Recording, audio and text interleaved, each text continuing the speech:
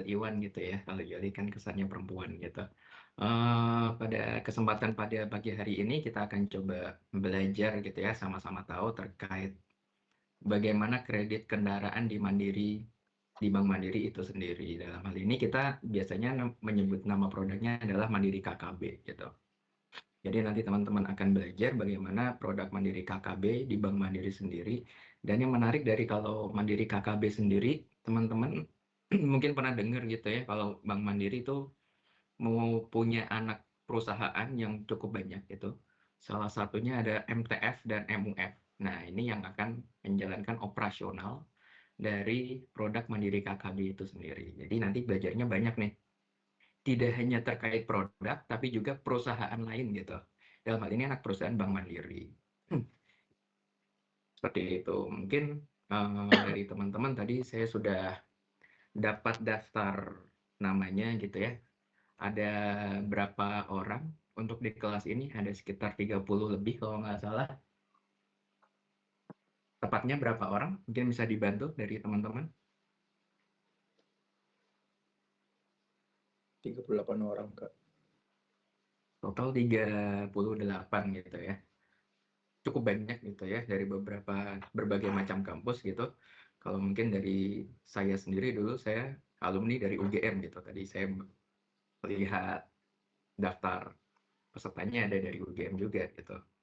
Dari Fakultas Ekonomi juga. Mungkin kalau teman-teman benar-benar berminat gitu ya masuk ke Bank Mandiri, mungkin cukup tepat gitu ya, karena saya sudah cukup lama, saya tahun 2015 masuk di Bank Mandiri sampai sekarang gitu.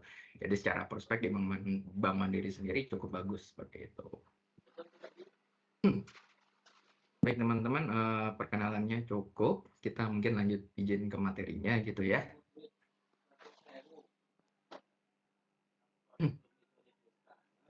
Sudah terlihat, sudah full screen?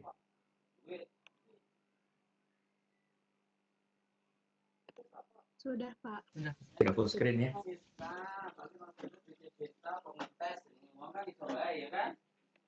Baik, jadi nanti saya akan coba menjelaskan secara singkat gitu dari materi-materinya. Kalau teman-teman misalnya ada pertanyaan di tengah-tengah materi, nggak apa-apa, langsung aja raise hand atau mungkin bisa langsung di sela aja, nggak apa-apa. Nanti kita akan diskusi bareng-bareng gitu, supaya teman-teman pengalaman atau belajarnya lebih banyak juga nih dalam magang bersertifikasi ini. Kita lanjut. Nah, tujuan pembelajarannya apa sih? Tadi kan dari saya sudah menyampaikan gitu ya. Kalau untuk produk Mandiri KKB atau kredit kendaraannya di Bank Mandiri itu, kita ada kerjasama dengan Multifinance. Tadi kan sudah disampaikan, Multifinance kita ada MTF dan MUF gitu. MTF kepanjangannya Mandiri Tunas Finance, MUF itu kepanjangannya Mandiri Utama Finance. Nanti sambil jalan, saya coba jelaskan kenapa kita harus punya dua gitu sih. Kalau teman-teman tahu, nanti akan ada perbandingannya dengan bank lain juga seperti apa gitu. Kemudian selanjutnya memiliki informasi terkait produk Mandiri KKB, karena secara utamanya teman-teman pasti harus mengetahui produk dan bagaimana produk itu dibuat gitu. Bagaimana kita beradaptasi dengan pasar untuk mendapatkan produk yang sesuai dengan pasar itu, sehingga produk kita juga laku dan diminati oleh pasar atau masyarakat di Indonesia. Kemudian ada alur prosesnya juga. Nah, nanti akan belajar juga bagaimana alur prosesnya, bagaimana pembagian proses dari Mandiri KKB, bagian mana yang di Bank Mandiri, dan bagian yang mana yang di Multifinance, MTF dan MUF. Nanti juga akan belajar sampai ke situ. Nah, kita jalan ke latar belakangnya dulu seperti apa. Jadi Bank Mandiri di tahun 2009 ke bawah gitu, itu kita punya produk yang namanya KPM, Mandiri KPM, kredit pemilikan mobil. Kredit pemilikan mobil ini prosesnya di Bank Mandiri sendiri, internal kita belum akuisisi MTF dan MUF waktu itu. Jadi Bank Mandiri, kredit kendaraan ya di Bank Mandiri itu sendiri gitu. Nah, karena ada kebutuhan untuk meningkatkan pasar atau segmen di kendaraan itu sendiri, maka dari itu kita mengakuisisi MTF dan MUF. Kita mengakuisisi MTF itu di tahun 2009, cukup lama gitu ya. Kemudian MUF itu di tahun 2015 akhir sampai dengan 2016 awal. Nah, kenapa kita harus mengakuisisi MTF dan MUF-nya gitu? Padahal kan Mandiri sudah pernah menjalankan gitu. Mungkin teman-teman juga bertanya gitu, kenapa harus pakai perusahaan lain, bahkan harus diakuisisi dahulu gitu kan gambarannya. Yang pertama dari bank, teman-teman tahu kalau di bank sendiri diatur oleh Bank Indonesia dan OJK gitu kan. Sementara kalau multi finance, teman-teman ada gambaran siapa yang mengatur atau regulatornya siapa kalau di multi finance? Kalau di multi finance itu yang mengatur atau regulatornya adalah OJK. Cuma OJK. Jadi lebih less regulated karena hanya OJK saja, dan OJK ini kalau teman-teman tahu sekarang yang lagi ramai-ramai kan banyak pinjol gitu ya. Itu beberapa ada yang terdaftar di OJK. Jadi OJK tuh kesannya lebih lebih longgar gitu ya secara ketentuan karena beberapa pinjol bahkan tersertifikasi oleh OJK. Beda dengan Bank Indonesia, ini banyak sekali regulasinya dari Bank Indonesia, khususnya kalau dalam hal pembiayaan kendaraan gitu ya. Di Bank Indonesia tuh mensyaratkan untuk ketentuan DP atau pembayaran di awal gitu ya, kalau teman-teman tahu DP atau down payment itu lebih tinggi daripada yang disyaratkan oleh OJK. Nah, jadi kalau teman-teman bisa mengambil kesimpulan kenapa kita mengakuisisi MTF dan MUF gitu, salah satunya adalah mereka bisa memberikan DP yang lebih longgar kepada si nasabah. Seperti itu.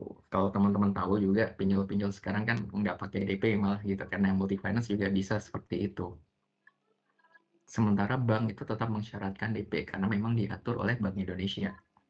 Ada risiko-risiko tertentu yang menurut Bank Indonesia itu harus dilakukan oleh bank dibandingkan dengan multi finance. Oh iya, kalau sebagai tambahan juga multi finance ini tidak hanya kredit mobil saja ya teman-teman ya. Kalau ditanya mereka bisa kredit apa, mereka apapun bisa. Namanya juga multi finance gitu kan, multi segalanya bisa gitu. Finance pembiayaan. Jadi secara ketentuan mereka bisa membiayai apa saja selama mereka mau gitu ya. Mereka bisa membiayai kalau di MTF dan MUF sendiri itu ada pembiayaan alat kesehatan, biasanya untuk rumah sakit gitu ya, mereka bisa gitu. Kemudian kalau teman-teman ada pernah ke lapangan untuk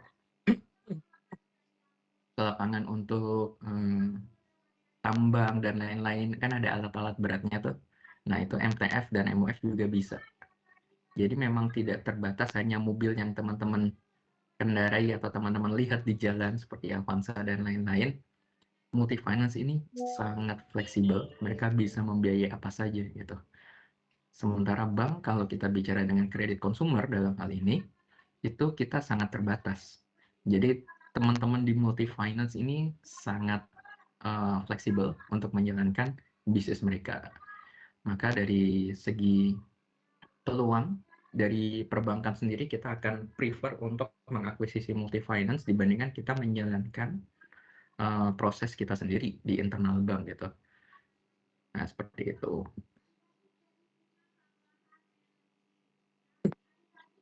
Nah, kemudian selanjutnya terkait gambaran lainnya gitu ya. Kalau teman-teman tahu di perbankan itu bisa menyalurkan kredit dan menghimpun dana. Gitu. Sementara di satu sisi multi finance itu bisa menyalurkan kredit tapi tidak bisa menghimpun dana. Nah, berarti kalau begitu teman-teman pasti udah berpikir gitu ya, dari multi finance itu bisa dapat dana untuk menyalurkan kreditnya tuh dari mana gitu. Sementara kan kredit kalau kita tahu harus dicicil per bulan, sementara uang yang harus dikeluarkan oleh multi finance itu di awal gitu. Nah, jadi beberapa multi finance ini memang punya model yang cukup besar. Tapi di satu sisi multi finance memang tidak sebesar bank, jadi secara modal juga mereka terbatas. Nah, yang dilakukan oleh bank adalah karena punya kemampuan untuk menghimpun dana dan juga menyalurkan kredit, Jadi secara keuangan, perbankan ini lebih sustain atau lebih punya kemampuan gitu ya untuk menyalurkan kredit lebih banyak kepada nasabah, di Indonesia.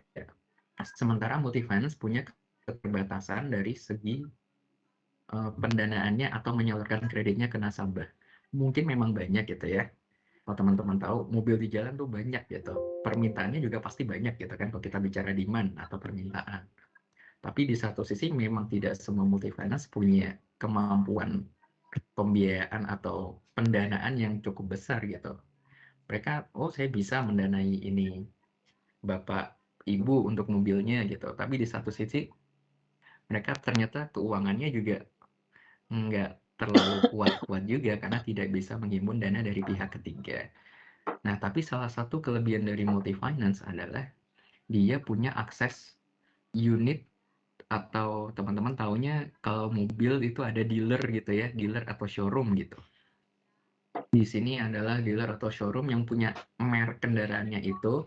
Nah, di multifinance ini punya akses kekuatan di situ sebetulnya. Mereka punya kerjasama yang luas atas dealer dan showroom tersebut. Salah satu alasannya nanti akan dijabarkan di belakang, kenapa mereka punya akses yang kuat untuk kepemilikan dealer atau showroom tersebut. Jadi kalau kita bicara kemampuan bank dan juga multifinance gitu ya, mereka punya kemampuan sendiri-sendiri gitu. Bank dengan dananya, multifinance dengan kemampuan untuk akses unitnya. Unit ini maksudnya kendaraan gitu ya. Kita bicara mobil dan motor. Nah, kalau kita gabungkan gitu ya, tentunya ini akan menjadi hal yang sangat positif bagi keduanya gitu. Bank tadi sudah disampaikan bisa menyalurkan kredit, tapi tidak sefleksibel multifinance. Multifinance sangat fleksibel menyalurkan kredit, tapi dananya kurang gitu kadang-kadang. Nah, kalau di-combine antara bank dan multifinance ini akan ketemu nih, sehingga dapat win-win solution-nya antara bank dan multifinance. Nah, sehingga kalau kita bicara di Indonesia sendiri, ini atau bisnis model ini sudah sangat common. Kalau teman-teman tahu, hampir semua perbankan besar di Indonesia itu pasti punya multifinance. Hampir semua gitu ya, menyalurkan kredit kendaraannya. Nah, itu seperti apa? Kurang lebih seperti ini kalau kita bicara gambaran di Indonesia gitu ya. Kita ambil contohnya di salah tiga bank terbesar di Indonesia gitu, atau salah tiga multifinance terbesar di Indonesia. Kalau di Bank Mandiri tadi sudah disampaikan kalau kita ada MTF dan MUF. Sementara kalau di BCA teman-teman mungkin pernah dengar juga ada namanya BCA Finance. Salah satu anak perusahaan dari Bank BCA juga. Kemudian ada Bank Danamon. Bank Danamon mungkin nggak terlalu terkenal gitu ya, tapi yang mungkin teman-teman tahu adalah ada namanya Adira Finance. Ini mungkin lebih common bagi teman-teman juga gitu, dibandingkan Bank Danamonnya sendiri. Nah, semua bank-bank ini punya multifinance. Alasannya kenapa? Alasannya sama seperti yang sudah disampaikan tadi di depan. Kalau akuisisi lewat multifinance itu lebih gampang dibandingkan perbankan jalan sendiri. Jadi memang secara bisnis model ini sudah common, teman-teman semua, sehingga semua perbankan di Indonesia hampir mengadopsi untuk bisnis model ini. Jadi sudah paham ya. Ya, yang membedakan adalah kalau untuk share Mandiri Tunas Finance dan Mandiri Utama Finance di Bank Mandirinya sendiri ini hanya 51%. Berarti kan kalau kita bicara kepemilikan suatu perusahaan, itu kan biasanya kita ambilnya sampai dengan 100% gitu ya. Apabila Bank Mandiri hanya memiliki 51% dari masing-masing MTF dan MUF-nya ini, nah berarti sisa 49%-nya ini kemana? Nah, sisa 49%-nya nanti salah satunya dimiliki oleh owner aslinya atau pemilik aslinya, dan beberapa juga dilepas sebagai ke bursa efek gitu ya, untuk dijadikan saham, untuk menambah modal bagi mereka sendiri. Nah, ini salah satunya. Kemudian kalau teman-teman di sini ada keterangan sangat kecil gitu ya, untuk BCA ini share-nya sangat besar gitu. Bank BCA memiliki share sangat besar, yaitu sebesar 99, something gitu kan. Sesuatu yang sangat besar. Kita baru 51% nih Bank Mandiri gitu kan. Sementara kalau bicara Bank Danamon, mereka sudah 92, something persen.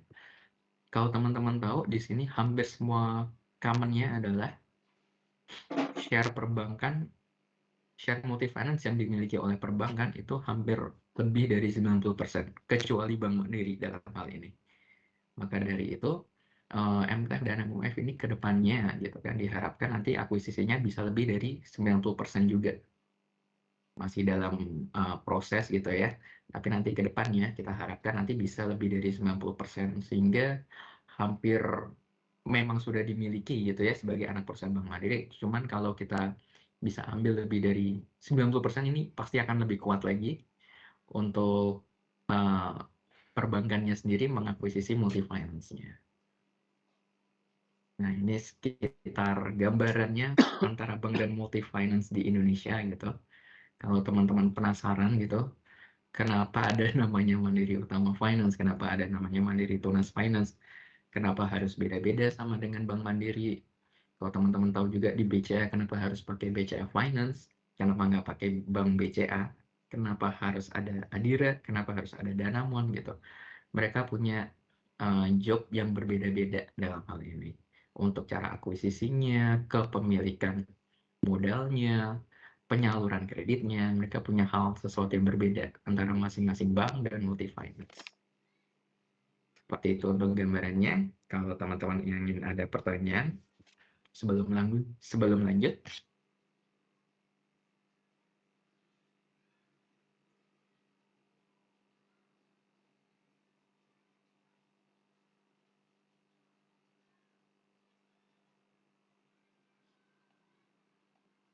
kita lanjut dulu ya. Nah, salah satu bentuk kerjasama antara bank dan multi-finance, kita bicaranya Bank Mandiri ya, supaya lebih gampang gitu. Berarti Bank Mandiri dan multi-finance-nya MTF dan MUF, ini apa saja sih? Jadi kerjasama kita adalah pembiayaan yang kita sebutnya namanya joint financing. Kalau di bahasa Indonesia kan artinya adalah pembiayaan bersama gitu ya, joint financing. Nah, pembiayaan bersamanya seperti apa? Tadi kalau sudah disampaikan, kita punya porsi multi-finance itu sebesar 51%. Dalam hal ini, untuk akuisisinya, multi-finance tadi sudah disampaikan juga bahwa mereka keterbatasan untuk modalnya, untuk menyalurkan kreditnya kepada masyarakat. Nah, salah satu yang menjembatani ini adalah bisnis modelnya kita sebut dengan joint financing. Joint financing ini gambarannya adalah ini pembiayaan bersama antara bank dan multi-finance kepada nasabah. Memang si nasabahnya ingin kredit gitu, ini yang menanggung awalnya adalah multi-finance. Multi-finance yang bayar 100% ke dealernya, oh ini Bapak Ibu kreditnya udah cair 100 juta, kemudian kasarannya si multi-finance ini akan menagih sebesar, kalau Bank Mandiri ya, ini kita bicaranya 99% dari uang limit kredit yang 100 juta tadi, artinya multi-finance akan menagih ke Bank Mandiri 99 juta nih, untuk mengganti modal yang mereka keluarkan sebelumnya 100 juta. Mereka akan menagih ke Bank Mandiri 99 juta, kemudian bank atau multi-finance-nya ini akan menalangi sebesar 1%-nya atau sejutanya aja. Gampangnya itu untuk joint financing-nya. Jadi bank tetap keluar uang dalam hal ini, multi-finance keluar uang juga, cuman tidak sebesar multi-finance mengeluarkan 100 juta, mereka hanya keluar uang 1 juta saja. Nah, dampaknya apa? Kalau bicara dampak, tentunya multi-finance akan punya modal yang lebih terjaga gitu, kalau teman-teman tahu kan. Karena dibandingkan mereka keluar uang 100 juta, instead mereka akan keluar uang 1 juta aja gitu kan. Nah, secara modal mereka akan sangat terjaga gitu. Nah, kalau mereka, ini kita langsung ke poin 2 ya, kalau mereka lebih dari batas atau rasio tertentu, mereka akan kena teguran dari OJK gitu. Jadi regulasi ini adalah untuk mengatur seberapa kuat atau seberapa sehat dari multi finance di Indonesia itu sendiri.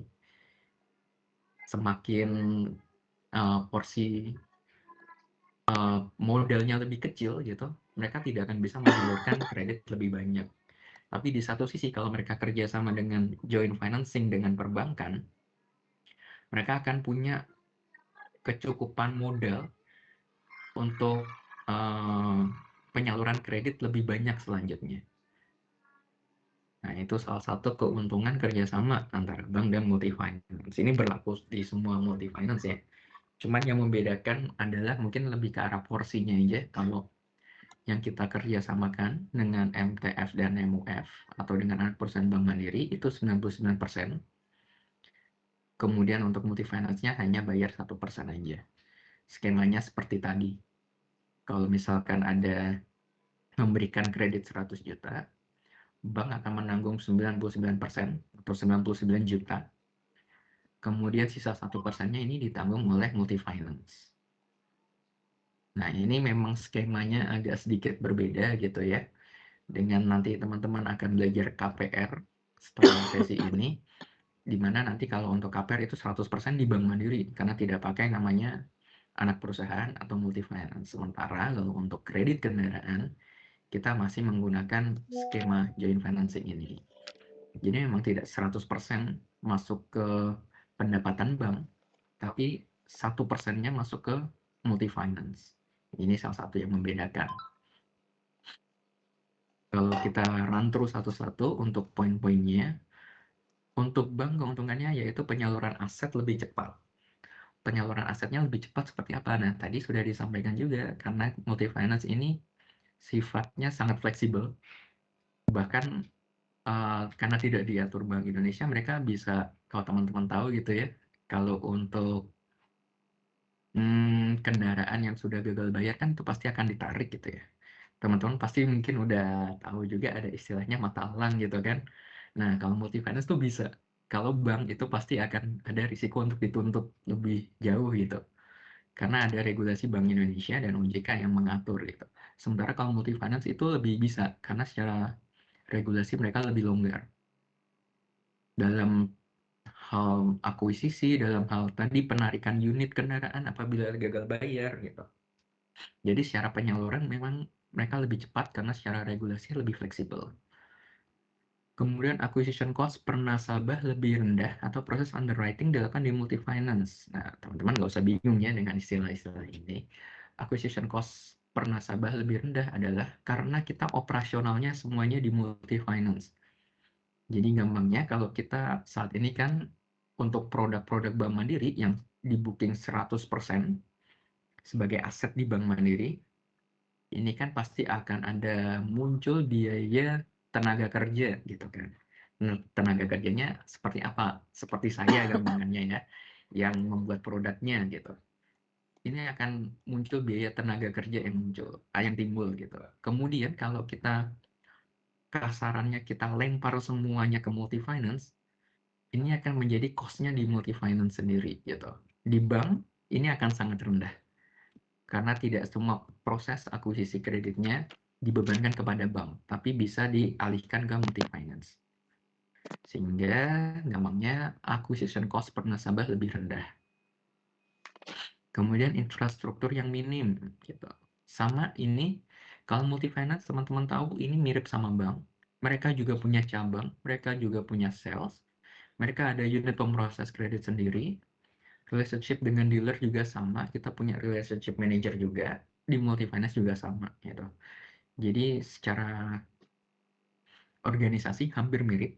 Nah, karena kita akuisisinya lewat multi finance, kita lebih secara infrastruktur lebih minim secara pembiayaannya karena semua sudah mengikuti di multi finance-nya. Kemudian untuk poin keempat, tetap dapat mempunyai produk yang dititip jual di multi finance. Nah, untuk produknya sendiri, karena tadi sudah disampaikan kita punya share 51% gitu ya. Gampangnya kita bisa minta tolong ke multi finance-nya nih. Kita ada produk nih. Dalam hal ini tadi ya, Mandiri KKB ya. Kita ada produk nih, minta tolong dijualin dong ke nasabah gitu. Produknya sama, Mandiri KKB atau kredit kendaraan. Tapi karena kita bisa titip jual ke multi-finance, secara networking atau channel distribusinya akan lebih luas gitu kan, karena ada beberapa pihak yang terlibat jadinya. Ada perbankan, ada multi-finance, sehingga kalau digabungkan, channel akuisisinya akan lebih luas. Jadi menjadi keuntungan bagi bank, karena ada kasarannya promosi gratis gitu lah lewat multi-finance. Kemudian kita lihat dari sisi multi-finance-nya, mungkin yang bisa dengan porsi pembiayaan yang relatif kecil. Nah, kalau teman-teman tahu, sebenarnya kita juga menerapkan menentukan margin gitu yang bisa diambil dari multi-finance. Dan ini juga nggak kecil gitu kan, margin yang lebih besar gitu. Mereka hanya menyalurkan 1 juta, tapi mereka bisa mendapatkan margin yang sudah kita berikan kepada multi-finance gitu. Jadi kasarnya dengan hanya keluar uang 1 juta tadi dengan limit kreditnya 100 juta, mereka akan dapat margin tertentu. Salah satunya dari suku bunga, selisih suku bunganya, kemudian dari asuransinya, kalau teman-teman tahu, atau mungkin nanti belajar juga gitu ya. Untuk asuransi biasanya ada namanya fee based asuransi atau kickback asuransi. Jadi di mana asuransi ini akan menyetorkan sebagian keuntungannya kepada multi-finance atau bank. Kemudian kalau teman-teman tahu di kredit itu juga ada biaya administrasi, ada biaya provisi juga kalau teman-teman tahu. Nah, ini akan dipegang semua oleh multi-finance. Jadi gampangnya dengan hanya keluar uang 1 juta tadi, mereka mendapatkan keuntungan-keuntungan yang besar juga. Kemudian ke poin kedua, gearing ratio atau rasio hutang yang lebih terjaga. Secara ketentuan OJK, gearing ratio multi-finance yang baik tidak lebih dari 10 kali gitu. 10 kali ini maksudnya seperti apa gitu kan? Kalau gearing ratio juga maksudnya seperti apa? Gearing ratio itu gampangnya adalah rasio modal terhadap uang atau penyaluran yang sudah dikeluarkan gitu. Jadi misalkan modalnya let's say 100 juta gitu, mentok-mentoknya mereka hanya bisa menyalurkan sebesar 10 kali lipatnya. Ya, berarti 1 miliar aja gitu, 10 kali lipatnya. Nah, tadi kan mereka punya beberapa sumber penghasilan gitu ya, salah satunya lewat bank, salah satunya modal sendiri gitu. Nah, mereka kumpulkan, mereka bisa menyalurkan kreditnya. Nah, ini diharapkan tidak lebih dari 10 kali. Nah, kalau mereka hanya menyalurkannya hanya 1 juta aja gitu, tapi mereka tetap mendapatkan margin yang besar, tentunya rasio hutang mereka akan terjaga juga. Gitu. Mereka tidak akan besar-besar banget, karena secara modal mereka hanya keluar 1% aja dari setiap limit kredit yang dicairkan. Jadi sangat menguntungkan gitu ya bagi multi-finance. Karena kalau misalnya sudah mepet 10 kali, atau udah tembus dari 10 kali, mereka akan kena teguran dari OJK, dan ada risiko untuk tutup atau dikategorikan tidak sehat lagi untuk multi-finance-nya. Sementara tadi dari multi-finance juga beberapa sudah go public gitu ya, sudah bisa dibeli untuk sahamnya. Jadi mereka akan ada kena risiko reputasi juga di situ. Dari masyarakat tidak percaya lagi dengan multi-finance yang memiliki rasio hutang yang tembus dari 10 kali dari ketentuan OJK ini. Kemudian poin yang ketiga, akses pembiayaan kepada nasabah bank melalui pola atau skema referral atau Mandiri KKB. Nah, kalau teman-teman tahu, salah satu keunggulan dari Bank Mandiri sendiri, ini kita punya nasabah yang banyak gitu ya. Mungkin dari teman-teman salah satunya juga merupakan nasabah Bank Mandiri gitu kan. Nggak tahu ya, karena waktu dulu saya kuliah, saya pakainya Mandiri, karena bayarnya pakai Mandiri kalau di UGM dulu. Kalau di UGM sekarang nggak tahu ya, mungkin di kampus-kampus lain juga masih sama gitu kan, harus terikat untuk beberapa bank gitu. Harus pembayarannya lewat bank ini, dengan bank ini gitu kan. Nah, salah satu keunggulan dari Bank Mandiri itu adalah akses nasabahnya tuh sangat luas. Kalau teman-teman tahu, di Bank Mandiri punya, terakhir di akhir tahun lalu itu ada sekitar 30 juta nasabah perorangan gitu ya. 30 juta nasabah itu datanya. Nah, kalau semua dikerjakan atau mereka semua punya data-data tersebut kita olah lagi sebenarnya. Sekarang kan sudah zamannya big data. Ini 30 juta nasabah tersebut sangat potensial untuk ditawarkan beberapa produk perbankan untuk kita naikkan, misalnya dari segi aset atau dari segi sisi DPK-nya atau tabungannya. Nah, ini sangat menarik gitu. Sementara dari Multi Finance, karena kita sudah kerja sama tadi, mereka secara cuma-cuma dapat akses untuk nasabah tersebut. Karena kita tadi untuk yang poin 4, kita titip jual gitu. Tolong dong untuk nasabah ini ditawari untuk produk mandirinya gitu. Dari Multi Finance ada produk juga tertentu.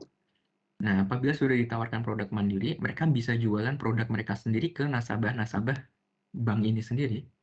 Karena mereka sudah punya akses data gratisnya kasarannya gitu. Jadi sangat menguntungkan bagi Multi Finance apabila mereka punya akses data ke perbankan.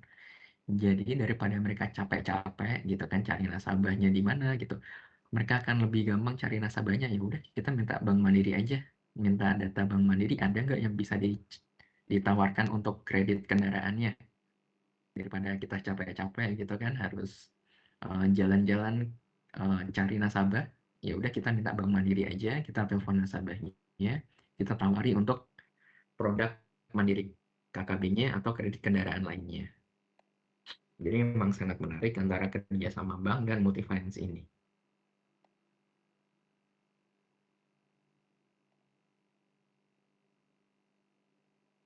Kemudian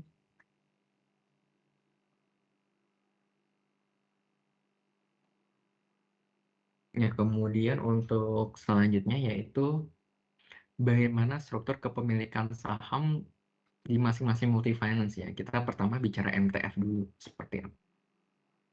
Kalau di MTF sendiri, tadi sudah disampaikan, Bank Mandiri punya share 51%. Dan berarti 49%-nya kemana gitu kan. Ini ada perusahaan namanya Tunas Ridean. Tunas Ridean ini kepemilikannya, kita bedah satu-satu, ada Tunas Agan Pratama, Jardine Cycle, dan juga dimiliki oleh publik sebesar 12,4%. Nah, ini yang bisa dibeli dari lembar sahamnya gitu ya, karena milik publik sebesar 12,4%. Yang menarik adalah dari Tunas Ridean ini dia mempunyai atau membawahi dari kepemilikan merek kendaraan di Indonesia. Tidak semua, tapi cukup banyak gitu. Salah satunya ada BMW, Daihatsu, Peugeot, Honda, Isuzu, dan lain-lain gitu. Kalau teman-teman tahu, pasti lihat motor pasti Honda semua gitu kan, di jalan Yamaha dikit-dikit. Nah, ini salah satunya dimiliki oleh Tunas Ridean ini. Sementara untuk kalangan mobil mewah, mereka kerjasama dengan BMW atau punya kepemilikan di dealer BMW. Daihatsu sangat banyak merek di Indonesia yang pakai gitu. Nah, kalau kita gabungkan ini ya, tadi kan salah satu yang disebutkan keuntungannya kita kerjasama dengan Multi Finance adalah akses unit gitu. Nah, kalau teman-teman lihat berdasarkan ini saja gitu, dengan kepemilikan merek-merek ini saja, hampir dipastikan atau dijamin gitu, untuk akses unitnya ini gampang. Atau kalau memangnya unitnya susah, bisa didahulukan untuk dijual oleh PT Tunas Ridean ini. Nanti kan masuknya ke MTF juga gitu. Nah, kalau kita gabungkan lagi, tadi teman-teman sudah lihat, ini punya dana, ini punya unit, kita gabung di tengah-tengah jadinya MTF, ini akan sangat kuat. Gampangnya gitu. Yang dimaksud dengan akses unit adalah kerjasama dengan pemilik merek-merek ini yang beredar di Indonesia, pemilik merek kendaraan di Indonesia. Semoga lebih paham gitu ya melihat ini sebagai contohnya beberapa merek kendaraan di Indonesia. Nah, bagaimana dengan yang MUF itu sendiri? Untuk MUF sendiri sebenarnya juga sama. Yang membedakan dia kepemilikannya ada PT ASKO-nya. Tapi di satu sisi mereka juga dimiliki oleh PT Tunas Ridean juga. Nah, menariknya di sini hampir beberapa merek juga dimiliki oleh PT ASKO. Tadi Tunas Ridean juga sudah ya, tapi karena share-nya mungkin tidak terlalu besar, hanya 12%. Jadi mungkin masih, kalau didahulukannya, Tunas Ridean akan memilih yang MTF dulu tadi. Karena share-nya hanya 12%, kan kalau tadi kan 49%. Sementara sisa 37%-nya ini akan menjadi milik ASKO. ASKO sendiri hampir sama seperti Tunas Ridean, dia juga memiliki akses untuk kepemilikan merek di Indonesia, salah satunya Daihatsu, Isuzu, UD Trucks, dan lain-lain gitu. Jadi secara yang ingin disampaikan bahwa Multifinance tuh punya akses unit yang sangat luas karena berdasarkan kepemilikan saham ini saja, mereka punya akses untuk unit dari dealer-dealer atau showroom ini. Sehingga secara unit akan lebih terjamin. Untuk pembiayaannya juga aman karena sebesar 51% ini dari Bank Mandiri dananya. Nah, itu salah satu alasan kenapa kita mengakuisisi Multifinance, supaya untuk akuisisi kepada masyarakatnya, kalau masyarakat bingung ini kendaraannya kok nggak ada alias kosong terus gitu. Nah, mungkin bisa didahulukan selama dia di bawah merek ini, nanti bisa didahulukan nih kalau dia ngambil Multifinance Bank Mandiri.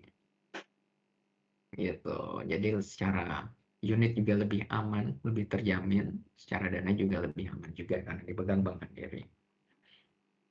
Seperti itu untuk gambaran kurang lebih bagaimana kerjasama multifinance dan perbankan secara garis besar, dan kenapa kita harus ada multifinance untuk akuisisi Mandiri KKB yang akan disampaikan sebentar lagi. Sebelum saya lanjut, apa mungkin ada pertanyaan dari teman-teman sekalian? Silakan diskusi aja, nggak apa-apa.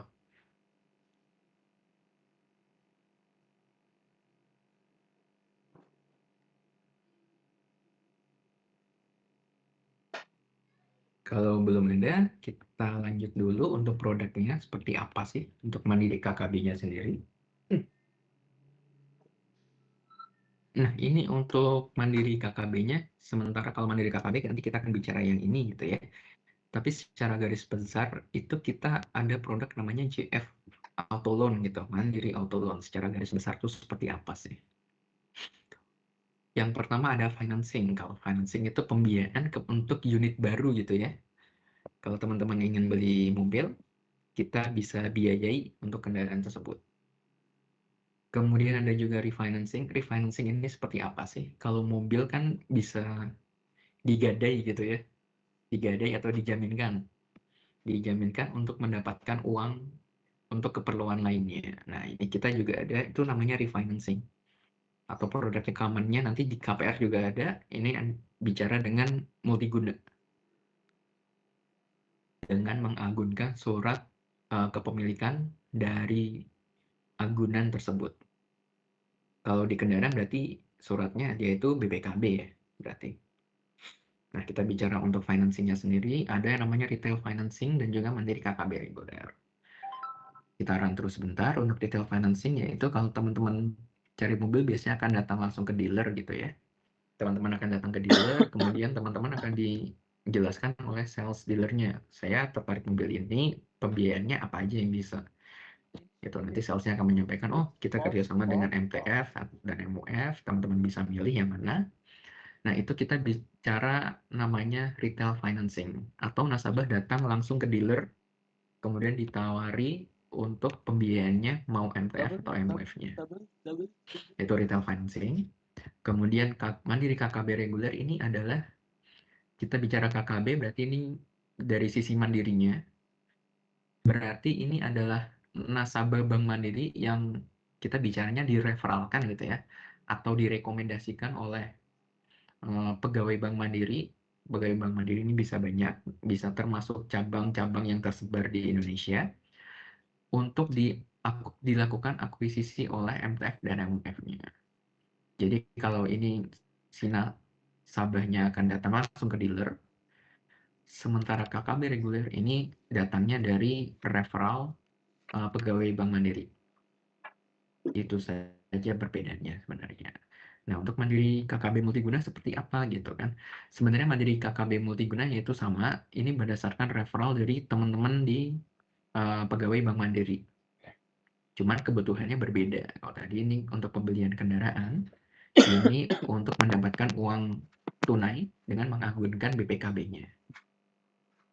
Kemudian untuk jenis agunannya, ada mobil dan motor kita bisa. Nah, teman-teman mungkin agak sedikit tidak familiar dengan istilah passenger commercial, new and used gitu. Untuk mobil passenger itu gampangnya adalah mobil yang teman-teman lihat atau beredar di jalan pada umumnya.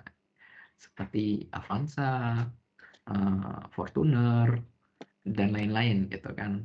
Honda BR-V, HR-V gitu. Itu kita kategorikan sebagai mobil passenger. Passenger berarti penumpang gitu kan, atau kendaraan atau mobil yang digunakan untuk mengangkut penumpang. Itu fungsinya. Kemudian untuk komersial, ini untuk usaha pengangkutan, gampangnya adalah pickup dan truk. Jadi memang sifatnya itu untuk usaha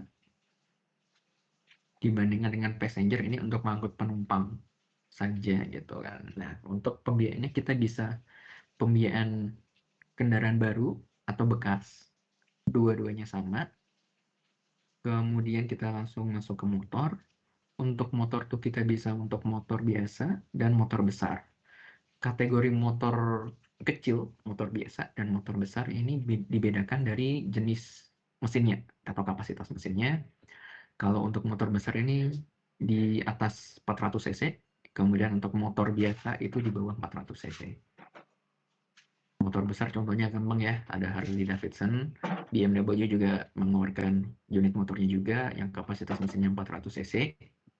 Kalau motor ini standar gitu ya, mungkin teman-teman juga pakai saat kuliah, ada Yamaha Mio, Honda Beat, Vario, dan lain-lain. Ini masuknya ke motor biasa. Kemudian untuk target market ini sebenarnya berhubungan dengan kita ingin akuisisi ke siapa sih untuk nasabah kita gitu kan. Kita untuk akuisisinya untuk nasabah perorangan. Perorangan ini berarti per individu gitu ya, bukan di perusahaan. Nah, perorangan ini kita sebutnya ada employee, self-employed, and professional.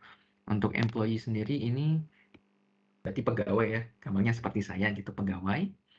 Kemudian untuk self-employed sendiri ini berarti wira swasta atau wirausaha gitu. Kemudian profesional ini salah satu contohnya adalah dokter, dokter yang praktek gitu ya.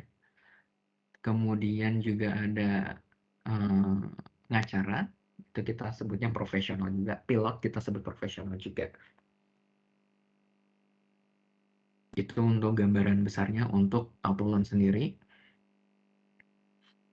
Nah, kemudian kita berbicara sih bagaimana sih kita menentukan produk yang sesuai dengan apa yang diharapkan bank dan juga apa yang diharapkan oleh masyarakat atau pasar di Indonesia.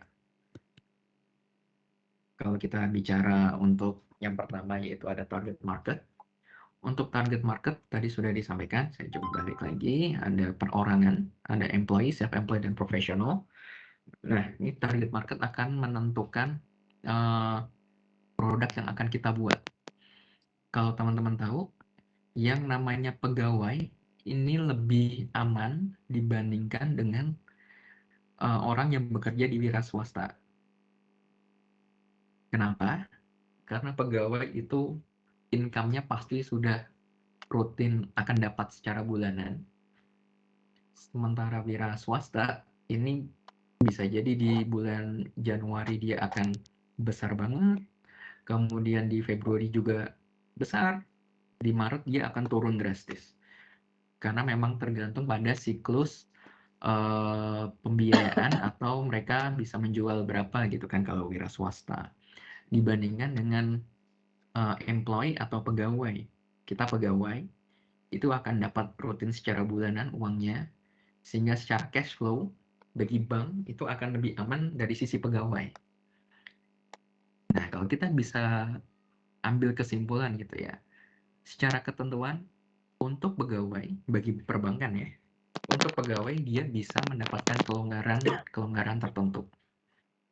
Di satu sisi, sebenarnya untuk nasabah self-employed atau wira swasta, ini akan lebih volatile bagi bank, akan lebih berisiko bagi bank, karena secara pendapatan dia bisa jadi tidak tentu.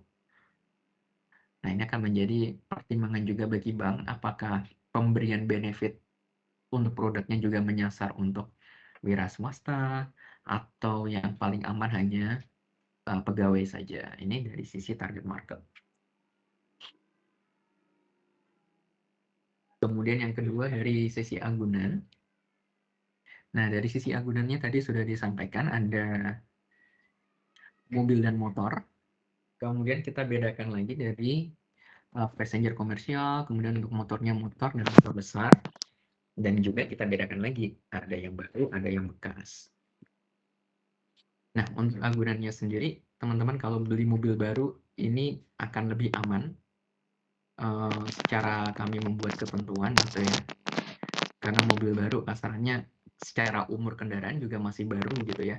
Sementara kalau mobil bekas atau motor bekas ini sudah berjalan beberapa tahun, jadi kita akan ada proyeksi untuk kendaraannya, umurnya pasti sudah akan sangat termakan gitu ya, termasuk untuk umur mesinnya.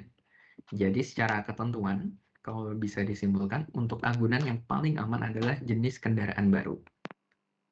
Seperti itu. Untuk agunan yang sudah bekas seperti apa, itu bisa juga, cuman tidak lebih aman dibandingkan dengan kendaraan baru. Karena harga jualnya sudah turun, untuk umurnya juga sudah cukup lama untuk kondisi mesinnya, sehingga harga jualnya sangat akan turun ke depannya.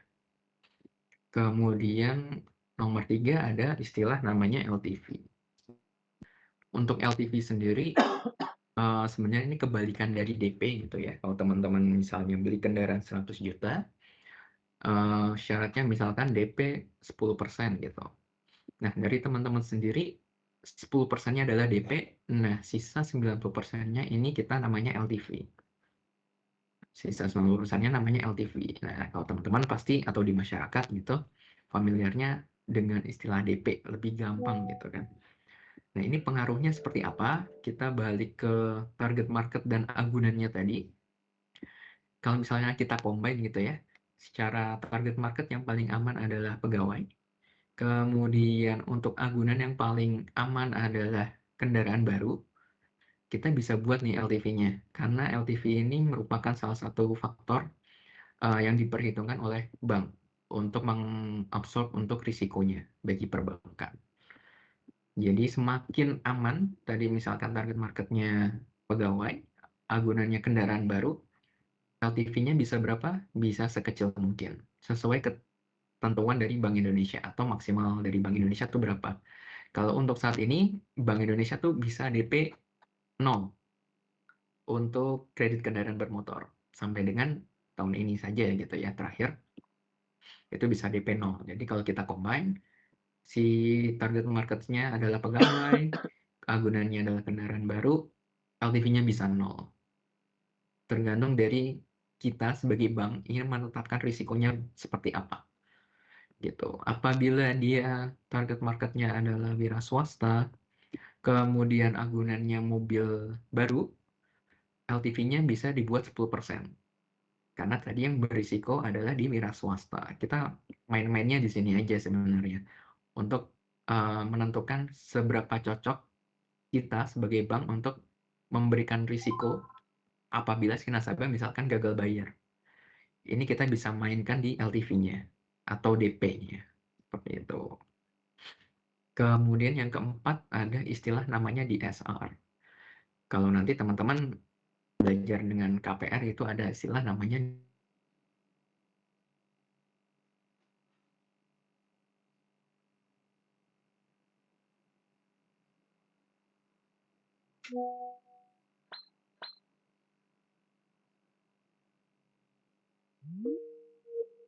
ketentuan yang berlaku di saat ini untuk 10 juta yaitu DSR-nya 40%.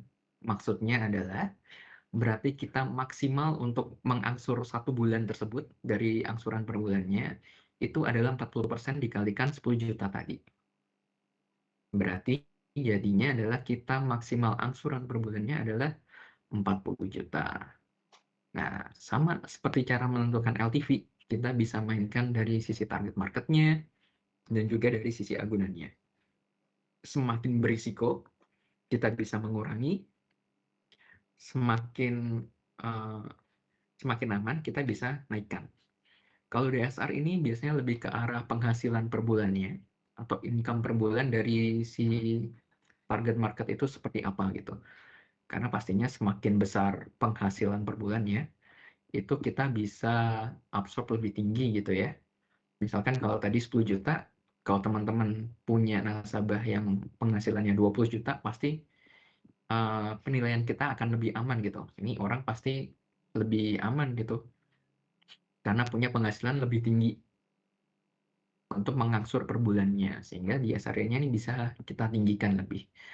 Nah, yang jadi masalah adalah bagaimana dengan wira swasta dan profesional itu sendiri gitu. Karena secara pendapatan mereka tergantung job atau tergantung penjualan produk atau jasanya mereka gitu kan. Kita biasanya pakai sistemnya average, bisa di 3 bulan atau 6 bulan terakhir gitu untuk menentukan income per bulannya. Seperti itu untuk DSR. Kemudian yang kelima ini ada limit. Limit di sini maksudnya limit kredit gitu ya. Kalau teman-teman tahu beberapa tahun belakangan ini harga mobil sudah mulai naik gitu ya, bahkan paling murah aja yang LCGC harganya sudah naik hampir mepet 200, 150 ke atas yang jelas. Nah, secara ketentuan limit ini kita masih atur di 3 miliar. Jadi teman-teman kalau ingin mengambil kredit kendaraan di Bank Mandiri, ini limit kreditnya adalah maksimal 3 miliar. Memang banyak nasabah yang nggak akan mentok 3 miliar. Karena 3 miliar itu biasanya jenis mobilnya sangat terbatas. Meskipun harga mobil cenderung naik ya belakangan ini. Jadi beberapa mobil yang bisa mepet limit 3 miliar itu biasanya lebih ke arah BMW, Porsche, kemudian ada apa lagi ya, Ferrari gitu kan. Itu Mercy ini bisa mentok limitnya 3 miliar gitu. Cuman kebanyakan orang seperti saya gitu. Seperti saya ini biasanya mobilnya hanya nggak akan nyampe 3 miliar untuk pengambilan limitnya. Kemudian untuk tenor di sini yaitu untuk masa kreditnya berapa lama gitu ya. Kalau untuk ketentuan yang berlaku saat ini untuk Mandiri untuk pembiayaan kendaraan di Bank Mandiri itu kita tetapkan maksimal masa kreditnya atau tenornya itu selama 5 tahun. Nah, sangat kecil gitu ya, 5 tahun mungkin angsurannya jadi gede. Nah, ini salah satu faktor yang mungkin saling mempengaruhi, yaitu di DSR, limit dan tenor. Ini saling mempengaruhi karena kalau teman-teman tahu, semakin panjang tenor, angsuran juga akan semakin kecil per bulannya. Kemudian apabila limitnya semakin besar tapi tenornya dikecilkan, ini tentunya angsuran per bulannya juga akan lebih besar gitu. Jadi hanya main di salah satu aspek-aspek ini saja untuk bagaimana kita menentukan bagaimana yang sesuai dengan kriteria yang diharapkan oleh bank. Untuk tenor sendiri itu tadi, kemudian untuk 7 yaitu ada merek. Merek di sini berarti merek kendaraannya itu sendiri ya. Kalau teman-teman tahu waktu awal-awal Wuling keluar itu 2018-19 gitu ya, mulai rame ada Wuling. Itu dari Bank Mandiri belum bisa biayai dahulu untuk yang Wuling.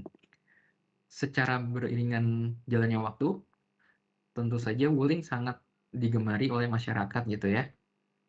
Bahkan orang pengennya cari yang Wuling gitu kan. Bahkan untuk yang kendaraan listrik yang lagi hype sekarang, itu taunya Wuling REV untuk yang kendaraan kecil gitu kan. Nah, dari beberapa merek-merek tersebut, tidak semua merek yang misalnya muncul mobil baru, sekarang kan sudah ada mobil Cina sangat banyak gitu, ini masih belum bisa dibiayai oleh Bank Mandiri. Karena apa? Yang pertama dari merek-merek tersebut belum lama di Indonesia. Yang kedua, ini mempengaruhi harga jual apabila misalkan seapes-apesnya adalah nasabahnya kreditnya macet. Kita mau jual, harganya turunnya sampai 70 atau 80% gitu kan. Sehingga tidak bisa menutup kredit dari nasabahnya itu. Sementara itu kita masih jaga merek yang memang sudah lama di Indonesia. Sambil kita coba-coba, kita buka beberapa ketentuan untuk merek-merek tertentu untuk kita bisa biayai, dan kedepannya sambil kita review lagi apakah merek tersebut sudah established di Indonesia atau belum.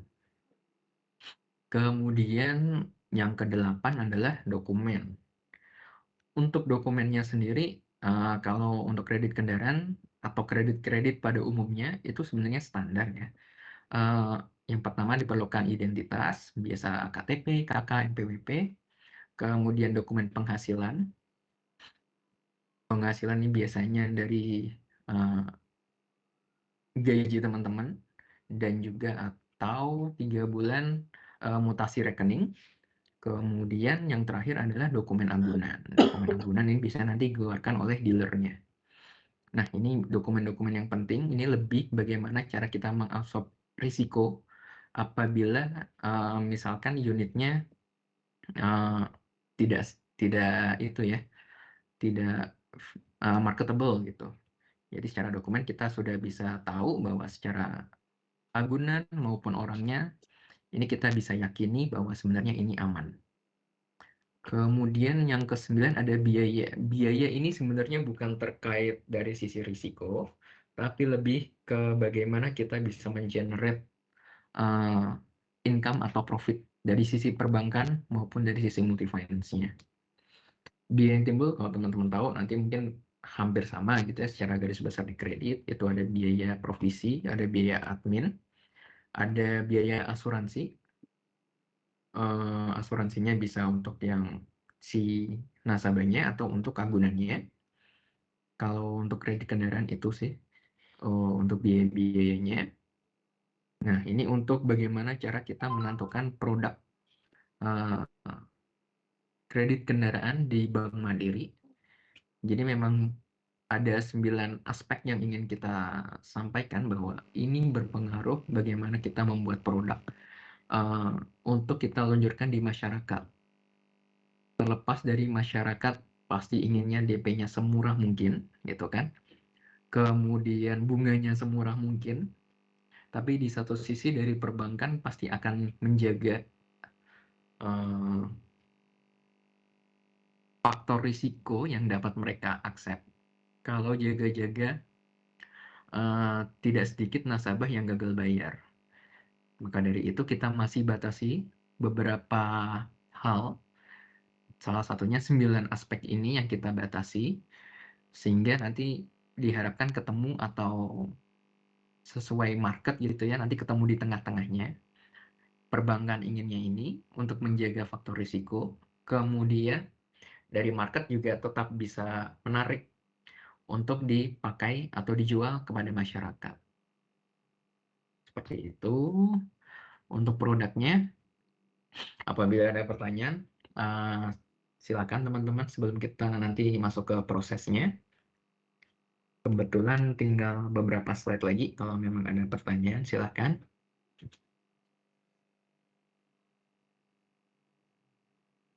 Kita lanjut dulu ya. Nah, untuk selanjutnya yaitu prosesnya seperti apa sih. Tadi sudah disampaikan kalau kita bicara Mandiri KKB ya. Untuk Mandiri KKB sendiri ini berarti Bank Mandiri hanya di depannya saja. Tadi sudah disampaikan. Untuk ini sepertinya typo, ini harusnya alur proses. Ini semua alur prosesnya ada di Multifinance. Alur prosesnya ini apa? Dari scoring kredit, dari persetujuan kredit, ini dilakukan oleh Multifinance. Banknya ngapain kalau kayak gitu? Banknya hanya cari nasabah aja. Bank hanya cari nasabah untuk yang tertarik kredit kendaraan. Ini dilakukan follow up oleh multi-finance. Nah, yang pertama, alur yang pertama yaitu dari referral pegawai. Referral pegawai ini dari pegawai Bank Mandiri gitu ya, lewat cabang-cabang Bank Mandiri, lewat kantor-kantor region Bank Mandiri, ini bisa gitu. Itu akuisisi yang pertama. Kemudian akuisisi yang kedua yaitu lewat Livin by Mandiri, atau teman-teman taunya mobile banking gitu ya. Lewat mobile banking ini bisa, nanti akan disambungkan langsung ke web page-nya MTF dan MUF itu sendiri. Kemudian yang ketiga dari WA Blast dan SMS Blast. SMS udah sama jarang ya, kita pakainya WA Blast. Untuk WA Blast-nya sendiri nanti akan ada pilihannya gitu ya, apabila nasabah tertarik, dapat menghubungi ini atau mengklik button ini gitu kan. Nanti akan terhubung langsung ke MTF atau MUF-nya untuk dilakukan follow up. Nah, apabila nasabah tertarik lewat 3 jalur ini nanti kemudian akan dilempar ke MTF dan MUF untuk diproses kreditnya. Untuk proses kreditnya sendiri, yang pertama, ini standar data entry, yaitu memasukkan data nasabah, verifikasi dokumen, dan survei. Verifikasi dokumen tadi sudah disampaikan, ada beberapa dokumen yang wajib dipenuhi, dan juga survei ini supaya lebih meyakinkan bahwa si nasabahnya memang rumahnya di situ, survei pekerjaan dia bekerja di situ, penghasilannya yakin dari mana gitu kan, itu dilakukan survei. Kemudian untuk yang nomor 2 yaitu ada verifikasi agunan dan verifikasi penghasilan. Tadi sudah disampaikan, penghasilan ini kaitannya dengan survei juga. Untuk verifikasi agunan untuk mobil atau kendaraan bekas saja gitu. Karena kalau kendaraan baru, ya kita sudah percaya pas sama dealer dan showroom gitu untuk agunannya atau kendaraannya. Sementara kalau mobil bekas, kita akan lihat lagi apakah dengan permintaan tersebut harga mobilnya cocok. Sehingga perlu diverifikasi lagi dari tim MTF dan MUF-nya. Kemudian yang ketiga yaitu proses approval. Kemudian setelah selesai bisa tanda tangan PK ini perjanjian kredit dan pelunasan DP apabila ada DP yang harus dibayarkan. Kemudian yang keempat, masuk ke pengiriman unit yaitu mengeluarkan purchase order atau PO. Purchase order ini apa? Bahwa si nasabah ini sudah kreditnya disetujui, sudah tanda tangan PK dan sudah melunasi DP-nya. Sehingga MTF dan MUF ini bisa mengeluarkan namanya purchase order kepada dealernya. Atas purchase order atau PO kita sebutnya, ini nanti dealer akan mengirimkan unit ke nasabah. Karena tadi sudah disampaikan, MTF dan MUF-nya sudah approve, sudah mengeluarkan purchase order, jadi bisa diperintahkan untuk dealernya, ini si nasabah ini sudah oke, sudah bayar DP, nanti kita akan bayarkan ke dealernya, sehingga dealer sudah percaya dan akan mengirimkan unit ke nasabah. Kemudian si nasabah akan menerima unit kendaraannya dari dealer tersebut. Kemudian ada proses disbursement untuk yang poin 7. Untuk disbursement sendiri yaitu pencairan kredit gitu ya. Kalau pencairan kredit sebenarnya langsung ke dealernya, dari multi-finance ke dealernya. Nah, yang jadi permasalahan adalah tadi kita pakai sistemnya namanya Gen Financing. Berarti di back end atau belakangnya, ini akan ada deal-dealan antara multi-finance dan perbankan. Jadi atas misalnya tadi kreditnya 100 juta, berarti multi-finance akan order ke Bank Mandiri untuk dilakukan Gen Financing atau pengembalian uangnya tadi sebesar 99 juta. Sementara 1 jutanya akan ditanggung oleh MTF dan MUF. Nah, ini akan ada proses back-end-nya. Ini nasabah nggak tahu ya proses ini. Ini prosesnya hanya diketahui oleh Bank Mandiri dan multi-finance saja. Tapi nasabah taunya dia akan deal dengan multi-finance-nya. Sementara proses ini dilakukan oleh multi-finance dan Bank Mandiri tanpa nasabah ketahui. Seperti itu. Meskipun nanti di perjanjian kreditnya itu akan ada tulisan gitu bahwa nasabah menyetujui untuk bahwa nasabah telah diakuisisi oleh Bank Mandiri dan juga multi-finance produknya, seperti itu. Sehingga secara ketentuan kita aman, karena sudah ada customer concern seperti itu, dan juga kita bisa nanti slick-nya juga akan muncul kalau teman-teman tahu ada namanya slick OJK, itu bisa tahu semua kredit-kredit yang kita pinjam, termasuk dari pinjol juga bisa. Itu semua akan terdeteksi. Jadi kalau teman-teman misalkan ngambil kreditnya lewat MTF, tapi kok di slick OJK-nya munculnya ada Bank Mandirinya, MTF-nya kok malah kecil gitu. Nah, itu wajar karena aset dari teman-teman yang sudah dibukukan di Multifinance ini akan diambil oleh Bank Mandiri gitu. Jadi nanti slip-nya akan muncul Bank Mandiri dan juga Multifinance. Seperti itu untuk prosesnya. Kemudian, nah ini sebagai tambahan ada namanya marketing campaign.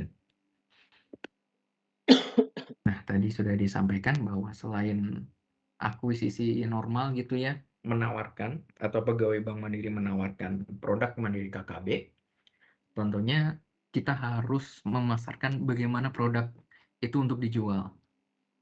Salah satunya yaitu kita sebutkan above the line dan below the line. Untuk above the line sendiri ini sifatnya seperti memiliki jangkauan yang luas.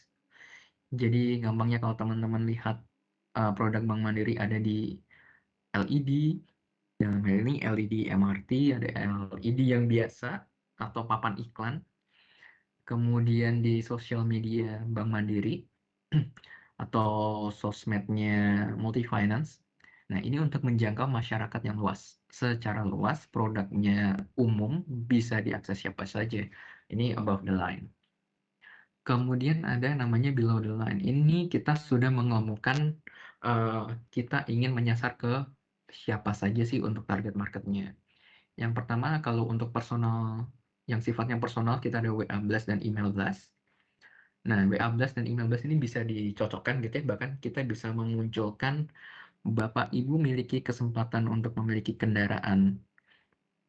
Misalkan sudah kita ketahui nih, si nasabah A gajinya 10 juta, kita bisa atur nih, Bapak Ibu memiliki kesempatan memiliki mobil Avanza dengan harga sekian, sekian, sekian. Itu kita bisa spesifik sampai seperti itu, kalau untuk WA Blast dan email Blast. Karena kita sudah tahu data nasabahnya, kita bisa sangat customize untuk mengirimkan promo kepada nasabahnya. Kemudian untuk yang lebih luas lagi jangkauannya, kita ada event, offline, dan online. Nah, ini sifat eventnya sendiri biasanya kita sudah tetapkan untuk nasabahnya. Bapak Ibu, khususnya untuk nasabah Bank Mandiri ya, Bapak Ibu silakan datang ke event ini, dapatkan promo menarik Mandiri KKB di sana gitu. Meskipun tidak tertutup kemungkinan bahwa event ini bisa dihadiri oleh nasabah atau yang bukan nasabah juga sebetulnya. Jadi event ini sangat sangat luas gitu, bisa dijangkau oleh siapa saja sebetulnya. Tapi kita tetap mengundang atau spesifik kita pasti akan mengundang nasabah yang sesuai dengan kita harapkan, karena nasabah tersebut memiliki kesempatan untuk booking atau cari mobilnya itu lebih luas. Karena tadi sudah disampaikan, kita bisa mengolah data Bank Mandiri yang sangat banyak tadi, kita bisa menentukan kalau orang ini kira-kira apakah mempunyai kebutuhan untuk mobil, dia belum punya produk Mandiri KKB, dia sudah punya produk KPR, dia punya rumah tapi belum punya mobil, berarti kan anggapannya kita sudah bisa tahu nih bahwa dia belum punya mobil, kita bisa tawarkan untuk mobilnya untuk didatangkan pada event. Seperti itu untuk campaign Mandiri KKB sendiri. Baik teman-teman, untuk waktunya atau materinya sudah selesai. Apabila ada pertanyaan, dipersilahkan. Permisi Kak, saya ingin bertanya. Silakan. Mengenai marketing campaign tadi kan ada yang WhatsApp Plus ya Kak. Betul.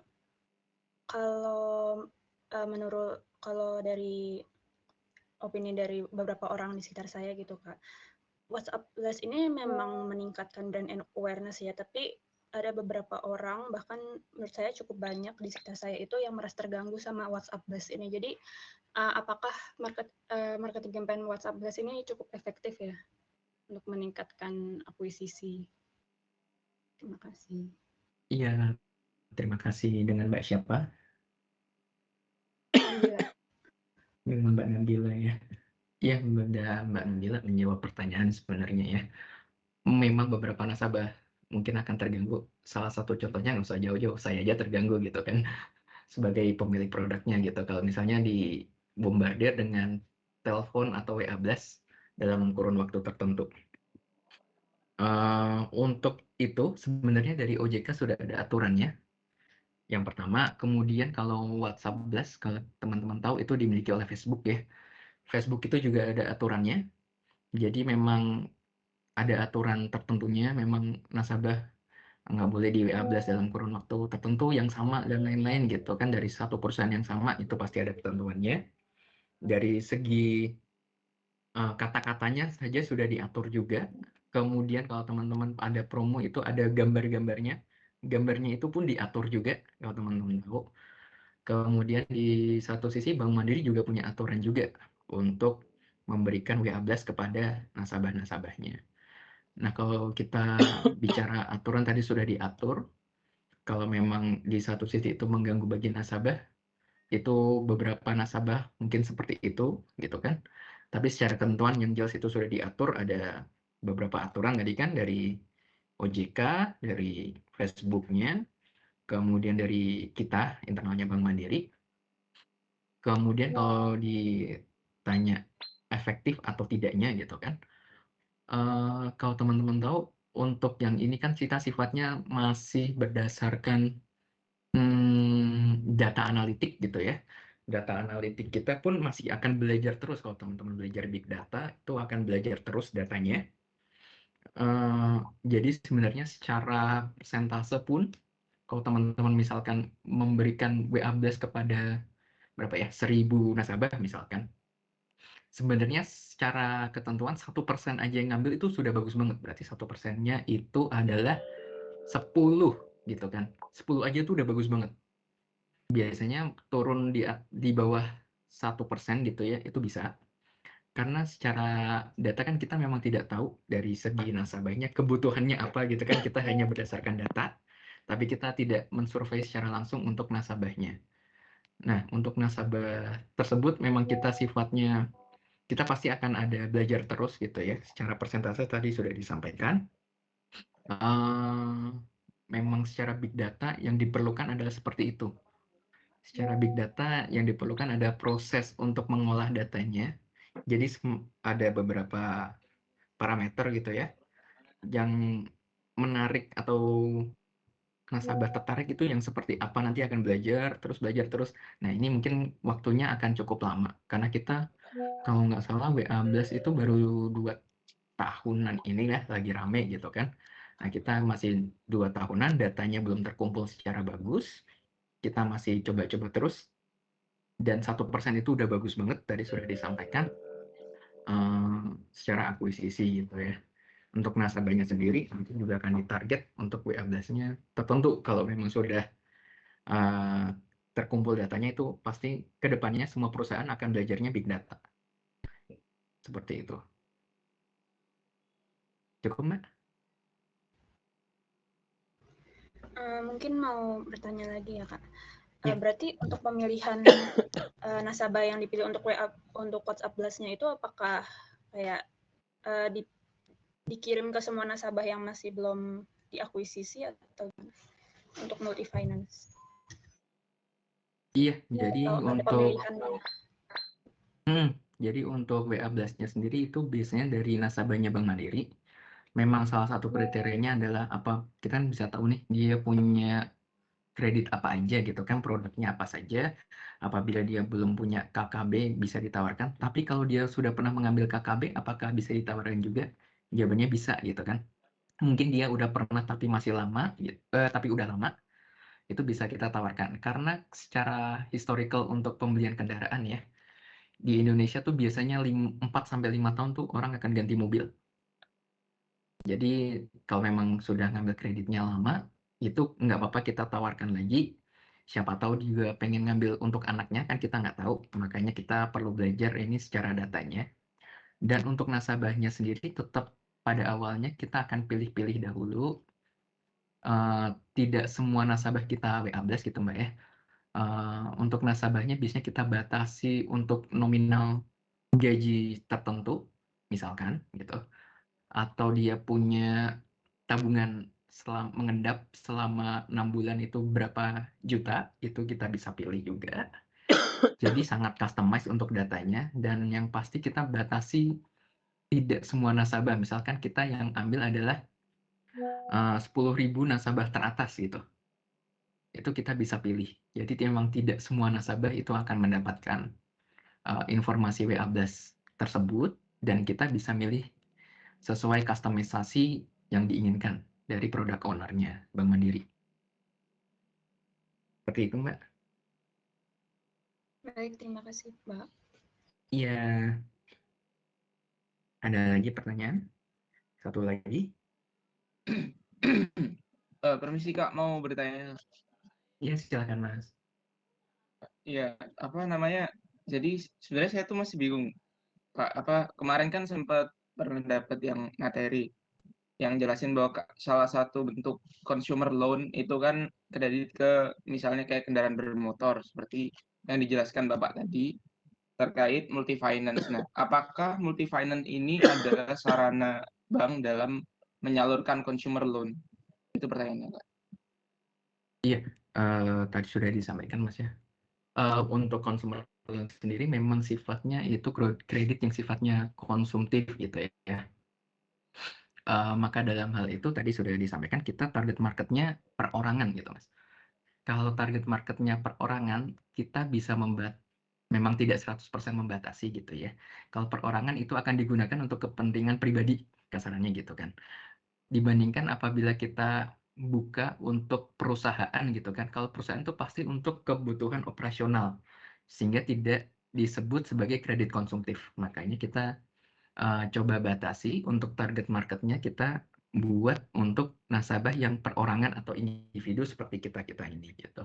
Kemudian kalau ditanya apakah multi finance sebagai sarana akuisisi consumer loans, itu iya, betul. Tapi di satu sisi multi finance itu bisa membiayai perusahaan juga.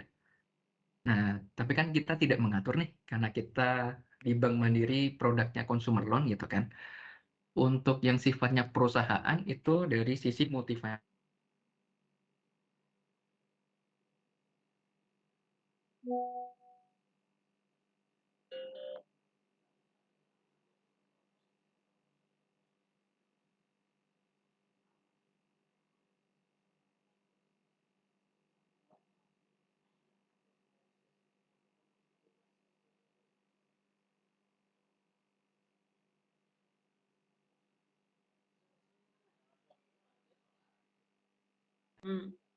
Iya teman-teman, mohon maaf ya tadi laptop baterainya habis.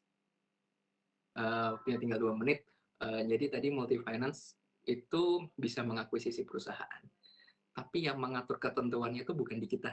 Kalau di Bank Mandiri kan teman-teman tahu mungkin ada selain consumer loans atau kita sebutnya retail gitu ya, sifatnya retail, ada juga yang sifatnya wholesale.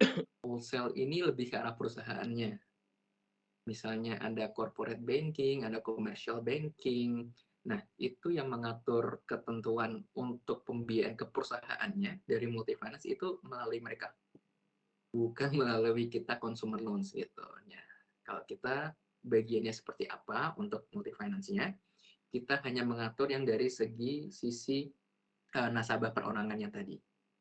Jadi kalau ditanya apakah multifinance bisa mengakuisisi nasabah selain yang dari sisi konsumtif atau perorangan tadi, itu jawabannya bisa. Tapi yang mengatur adalah bukan di kita, bukan di consumer loans-nya. Ada unit kerja lain yang mengatur, yaitu dari commercial banking atau dari wholesale banking. Seperti itu, Mas.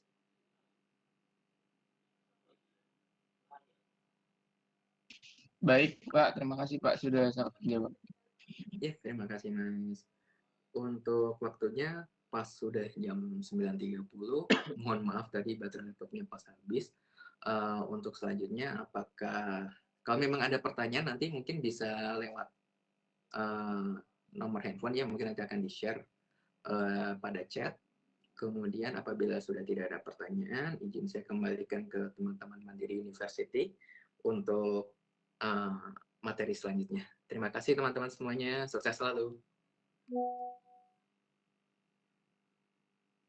kasih Pak. Terima Selamat kasih, pagi. Pak. Terima kasih, Terima kasih, Pak. Terima kasih, Pak.